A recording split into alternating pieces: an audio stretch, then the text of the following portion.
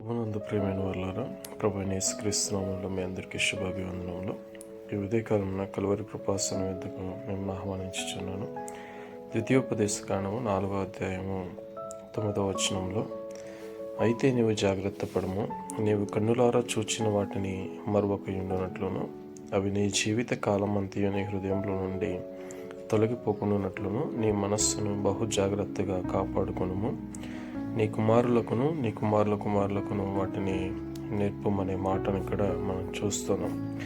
ఎందుకనంటే దేవుడిచ్చిన ఆజ్ఞలను కట్టడలను గైకొనుట ద్వారా జ్ఞానము వివేచన కలుగుతుందని చెప్పాడు. ఏ విధంగా అంటే, మన దేవుడైన యెహోవా మనకు సమీపంగా ఉన్నట్లు మరి ఎవరికి కూడా సమీపంగా లేడు. మనకిచ్చినట్లుగా ధర్మశాస్త్రంలో ఉన్న కట్టడలను నీతి విధులను ఇచ్చిన గొప్ప జనమేది లేదు గనుక అవన్నీ మీరు కనులారా చూశారు. వాటిని మరువకున్నట్లు మీ జీవితాంతం మీ హృదయంలో తొలగిపోకున్నట్లు మీ మనస్సును జాగ్రత్తగా కాపాడుకోవాలి. అదేవిధంగా మీ కుమారులకును వాటిని నేర్పవాలని చెప్పాడు.